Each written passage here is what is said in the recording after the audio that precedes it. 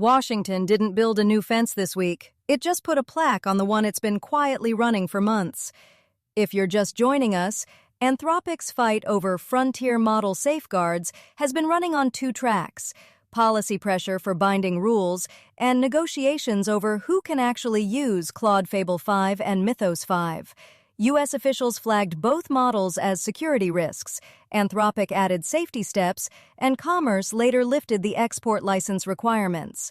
Fable's global again, and Mythos access has either been restored or is expanding through the Glasswing program. This is Anthropic Pentagon Watch. Today, a White House deal with the labs, a brand new Pentagon drone office, and one thing neither of them shipped with. Stick around for that part. We're staying on Anthropic binding AI regulation push. Follow the show, and you won't miss what comes next. Here's AI Weekly. The U.S. government is reportedly in advanced talks with OpenAI, Anthropic, and Google on a voluntary framework for how the next tier of AI models get released, and the Financial Times reports an announcement could land as soon as next week. The FT says a formal White House voluntary framework could land as soon as next week. Benchmarks, timelines, who gets access at home and abroad. Put simply, OpenAI and Anthropic are already gating frontier releases to government-vetted customer lists. The announcement is the press release. The policy shipped weeks ago. Right. So the emergency model access fights all spring have quietly hardened into a standing release framework. And the formal version is codifying a process that never had published criteria. And notice the template. Anthropic's Mythos 5 reinstatement was conditioned on cyber defenders and infrastructure providers only. That one negotiated carve-out is reportedly the model for the whole industry framework. One company wrote the first draft of everyone's rulebook. And cyber defender, is that a defined term with an auditable boundary, or a job title you can claim on a customer form? Because OpenAI reportedly told staff the government would approve access customer by customer. In practice, it's an export licensing queue with no published standard. Michael Scanlon, writing in Federal Times.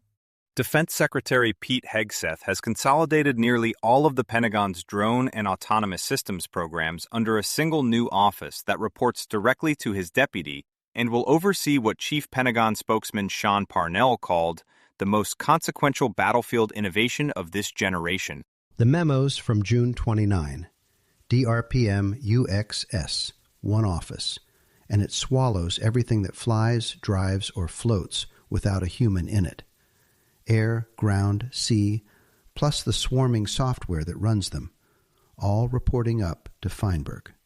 And the timing lines up with the voluntary deal we just walked through. One office consolidates who holds the autonomy leash inside the Pentagon. The White House framework consolidates which models get near it, supply side and demand side, same week. Parnell calls it the most consequential battlefield innovation of this generation. Great. But the memo never gives you one sentence defining what offensive autonomy actually means or where the constraint sits.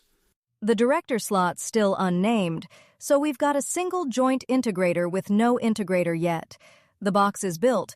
The authority's already been pulled from the services, regardless of who fills it. If you follow AI power and accountability, try Musk vs. Altman daily, a daily court watch on Elon Musk's trial against Sam Altman, OpenAI, and Microsoft, covering testimony, exhibits, and the AGI governance fight. Find it wherever you get podcasts.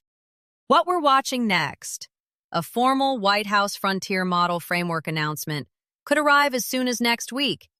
We've put links to every story from today's briefing in the show notes, so if there's a story you want to dig into, that's the place to start. That's Anthropic Pentagon Watch for today. This is a Lantern podcast.